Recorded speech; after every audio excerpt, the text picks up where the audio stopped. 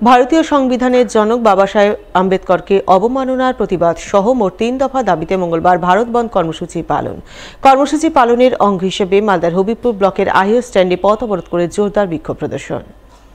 মঙ্গলবার এই পথ অবরোধ ও বিক্ষোভ কর্মসূচি যৌথভাবে পালন করলেন ভারত মুক্তি মোর্চা, রাষ্ট্রীয় পিছড়া বর্গা মোর্চা, রাষ্ট্রীয় পরিবর্তন মোর্চা ও বহুজন ক্রান্তি মোর্চার নেতাকর্মীরা।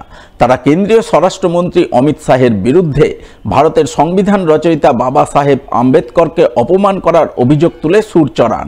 সেই সঙ্গে মোট 3 দফা দাবিতে জোরদার বিক্ষোভ দেখান। ভারতের স্বরাষ্ট্রমন্ত্রী অমিত শাহ তারা ভারতের সংবিধান প্রণেতা বাবা সাহেব আম্বেদকরের অপমানকে আমরা মানছি না, মানবো না।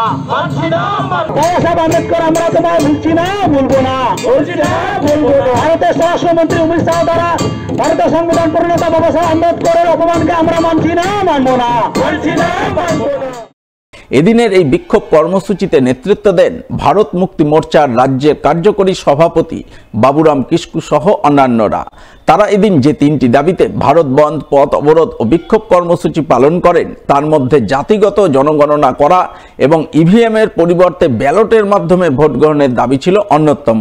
এই দাবিতেই এদিন তারা বেলা 11:30 থেকে দীর্ঘক্ষণ আইহো স্ট্যান্ডে মালদা নালাগোলা রাজ্য সড়ক অবরোধ করেন, যদিও পরে পুলিশের হস্তক্ষেপে সেই অবরোধ উঠে যায় বলে খবর।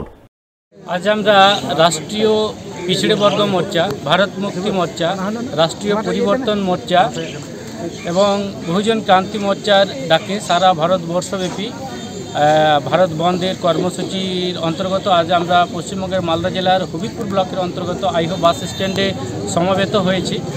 আজকের এই ভারত বন্ধের পেছনে 3টি বিশেষ মুদ্রা বিষয় রয়েছে। সেই বিষয়গুলি হলো, 1 নম্বরে বিগত 17ই ডিসেম্বর 2024 ভারতের সংসদের উচ্চকক্ষে অর্থাৎ রাজ্যসভায় ভারতের স্বরাষ্ট্রমন্ত্রী অমিত শাহ দ্বারা বাবা সাহেব আম্বেদকরকে যে অভদ্র এবং কুরুচিপূর্ণ মন্তব্য করার প্রতিবাদে আজকে আমাদের এই ভারত বন্ধ 1 নম্বর।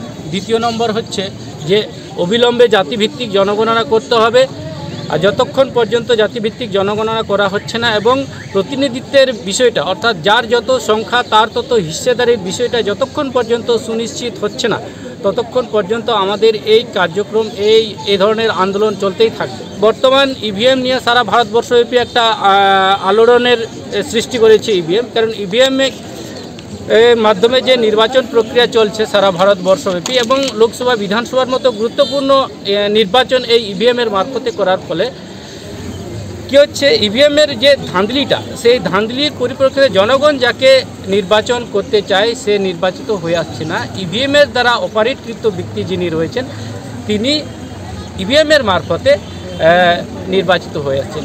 তো এই ইভিএমকে আমরা ধিক্কার জানাই এবং ইভিএমের পরিবর্তে পুনরায় ব্যালট পেপারে যাতে নির্বাচন প্রক্রিয়া হয় এটা আমাদের দাবি থাকছে।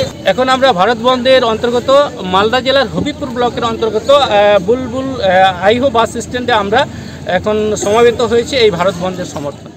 মালদা জেলা বামপন্থী আন্দোলনের অন্যতম নেতা তথা রাজ্যের প্রাক্তন প্রয়াত মন্ত্রী শৈলেন সরকারের 11তম মৃত্যুবার্ষিকী পালিত হল মঙ্গলবার। এদিন মালদা শহরের পিরোজপুরে প্রয়াত নেতার বাসভবনে তাঁর মৃত্যুবার্ষিকী পালন করেন তাঁর পরিবার পরিজন সহ গুণমুগ্ধরা। উপস্থিত ছিলেন বর্ষিয়ান সিপিআইএম নেতা বিশ্বনাথ ঘোষ, সিপিআইএম নেতা কৌশিক মিশ্র সহ আরও অনেকেই।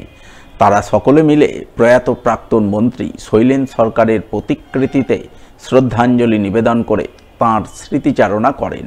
তাঁর আদর্শ মেনে সাধারণ মানুষের কাজ করে যাওয়ার অঙ্গীকার নেন। পার্টির অন্যতম প্রবীণ নেতা সকলের শ্রদ্ধেয় কমরেড শৈলেন সরকারের আজকে প্রয়াণ দিবস।